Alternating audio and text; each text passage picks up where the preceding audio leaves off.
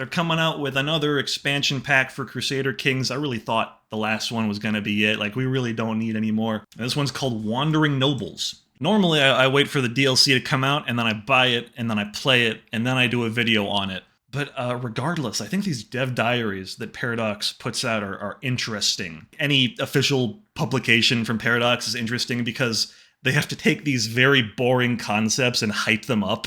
You know, like they're selling video games, and you know, usually when you're selling video games, you're like, whoa, run around, do whatever, jump and shoot and run around, like in the 90s. But this game's mainly about court politics in the Middle Ages, so they really have to struggle to make it sound that fun. It's my pleasure to present our last entry in Chapter 3, namely the Wandering Nobles DLC. This is Season 3 of Crusader Kings. We're coming up on Season 4, so just make sure, go to Jack in the Box, get the special meal, get that double XP burger. Our primary goal was to see if we could spend more time with the traveling system from tours and tournaments.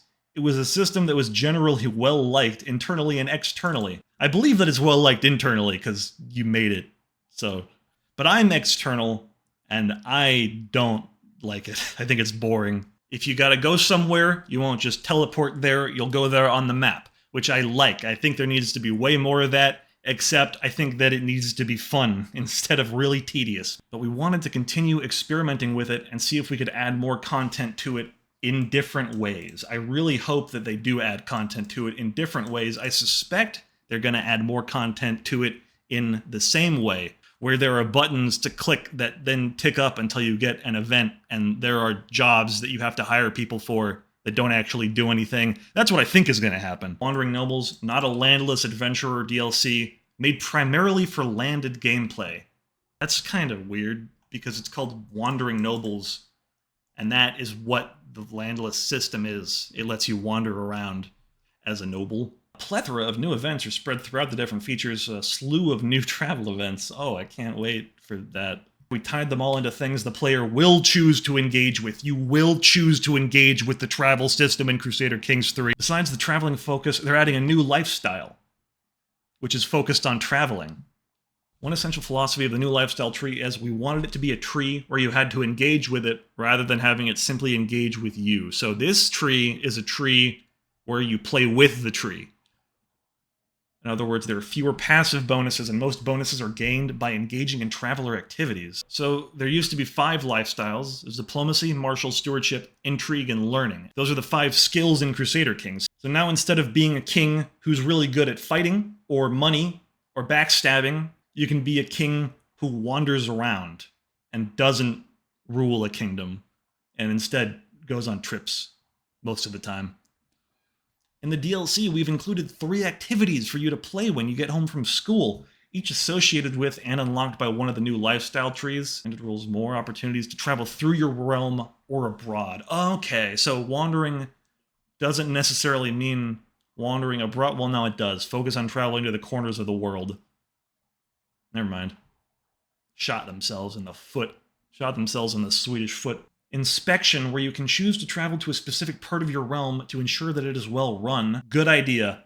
I'm very, very concerned about the execution of this because, like, first of all, they're going on about how their philosophy is the new activities are tied to the new lifestyle trees, but I don't see why. Host an inspection. Perform a thorough inspection of your lands to ensure your realm is a well-running machine. So it's about managing your realm, like normal Crusader Kings shit.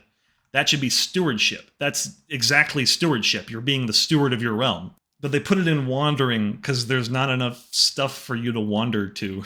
But once you do it, cannot host another inspection for 2 years. Why? That must be a balance thing. Because, remember, the inspection provides powerful bonuses and new effects. So they're thinking, oh, we can't let people be inspecting things willy-nilly. The realm will get too good, and it won't be balanced, because the inspection is just going to be an event pop-up where it's like, I went around inspecting everything, and it got inspected, and it's going to be like, oh, plus 5% whatever, because you inspected it. Why can't I just go to some province and talk to the count there and say, hey, you keeping my land safe for me? You doing your job? And then, like, see if something's up, if I'm suspicious. And I should be able to do it whenever I want, because it shouldn't just be a straight benefit. I should be going there to, inspect it. I'm not excited so far for this. Like, I don't think it sounds very interesting. I don't think it sounds like it's worth any amount of money, really. But there is another one, and this one I guess is going to go through all of the lifestyle perks. Well prepared, some numbers. This perk is supposed to give you a simple way to make traveling safer. But do you ever really like feel that traveling is dangerous in this game? You can pick a caravan master and like a guard or whatever, and that gives you minus 10% to danger, and this gives you plus 25% to supply duration. Are you really going to feel that in the game? I don't think you are. Like, you're not going to take this perk and suddenly notice, like, oh, it feels so much safer to travel around. It's still going to feel the same. Just one more hill. Your children have the chance to gain prowess and the traveler trait. That's pretty funny. That's interesting to me. I like that one. Like, you're making your kids walk up hills so often that it has like a material effect on their physical strength. And you would notice that. You'd be like, why do I have so many buff children? Oh yeah, I made them walk up 1,000,000 hills at the age of 5. Storyteller. Legend spread chance plus 25%. I do not have the capacity to care. Of the people, increase the popular opinion of any realm county you travel to. Okay, and then it's different from landless. This one is interesting because it's pretty hard in this game to affect popular opinion in a county. Like, if you want a vassal to be happy, you just give them money. If you want the peasants to be happy, I don't know them. What do they want? More dirt? And that's an area that I think has a lot of potential for improvement in the, like, what would I do if I was a real king area? Because if you're the king, you can do crazy stuff. You can, like, go to all the villages and just toss gold around. You can do things. This is more just like, if you happen to go to a county where popular opinion's not already 100%, you'll get a little boost to it. Because you can't actually just travel wherever you want in this game. One playing into the friendly ruler fantasies, not really, because I can't do it on purpose. What did they say? Hold on, what did you guys say? What did you say? You should be active to gain the tree's bonuses. You engage with the Wanderer lifestyle. The lifestyle does not engage with you. So what do we have so far? Passive benefits, passive benefits, passive benefits, passive benefits, passive benefits, I guess debatably an active benefit, but you have to do this anyway, and it's limited to once every 3 months, so passive benefits. In both cases, we wanted to inspire the character to move around often. Well, yeah. That's the whole point. That's the whole thing. And yet I can't. I can't wander around to wherever I want. I have to pick a monument and to start a monument visit activity. Why can't I just click on the map and say, go there? I'm me. I can do whatever I want. Local hero. Okay, passive benefits, diplomacy per level of fame, and gives you 2 new travel options, mellow journey and appeasement. Here we go. Appeasement is when you don a benevolent facade and conceal tyranny with regal charm. It gives you minus dread and tyranny. Well, what is it? What? But what does it have to do with traveling? Sometimes one must don a benevolent facade, concealing tyranny with regal charm, soothing vassals and subjects. Yeah, I know, I do it all the time. I'm a Crusader King. That's my job. But now you can do that by traveling. Why is that? What does this have to do with traveling? They are struggling so hard to fit this into a theme. It doesn't make any sense. So appeasement, I'm going to go visit the pyramids, but I'm going to do it in a way that makes me seem less dreadful every month. This makes sense. Mellow journey, it just means you're journeying in a mellow way. Lowers your travel speed and also your stress. Why can't I do that already? Why do I need to be a hero? In your travels, you will set aside time to warmly explore small towns and villages, connecting with the locals. Well, why can't I just go slow? I need to be a hero to go slow because I need to be talking to people? What if I'm shy? What if I'm awkward? And that's not going to make me less stressful. It's going to make me more stressful. And then you get the Wayfarer trait, where traveling is more than just a means to an end for Elfwin. This played into one of our philosophies from earlier. You have to be active to get fame. Well, do you? With far and wide, your fame increases every time you visit a holding. But you're already visiting holdings. That's the whole point of the DLC. So it's basically just a passive benefit. You're not going to be visiting holdings specifically to get fame. You're going to be visiting holdings because that's what all the mechanics are tied into. Storyteller, you may gain fame from travel and hike events, but you can't, like, choose to tell a story. It's a passive benefit because you're already going to be traveling. I guess you can choose to go on a hike, but you're not going to say, I'm not famous enough. I think I'll go on a hike Maybe something interesting will happen. I'll tell people about it, and then that'll make me more famous. That doesn't make any sense. That's not active at all. The Voyager tree. If the Wayfarer tree was about the one who enjoyed the journey but didn't care about the destination, then the Voyager tree is the opposite, about someone who enjoyed the destination but didn't care about the journey. Journey planner. Bonus to diplomatic range. One thing to note is that it's not an easily obtainable modifier. I was going to note that. It's like impossible. Is there another way to boost your diplomatic range?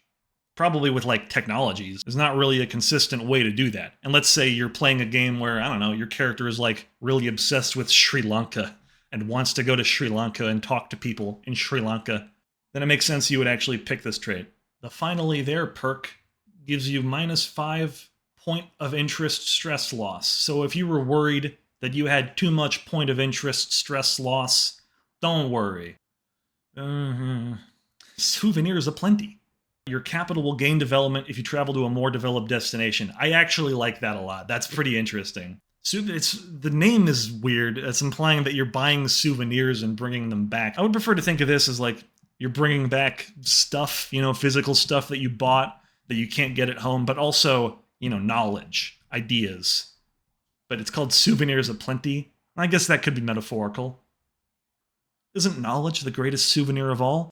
We figured it might be fun if, as a slightly backward Scandinavian, you traveled to Constantinople and were inspired to improve your homeland. Yeah, that is fun. And every one of these traits, by the way, should start with, what's a fun thing you could do? The final tree of the lifestyle is the Inspector tree. This is interesting. I'm curious what they're even going to do with this. When we first started making this tree, we wanted a tree that was very much built up around a tree managerial figure who would travel in the tree regularly to make sure the tree is up to tree. The one who periodically shows up unannounced in a vassal's domain to ensure they're doing their job correctly. That's exactly what I was saying I wanted.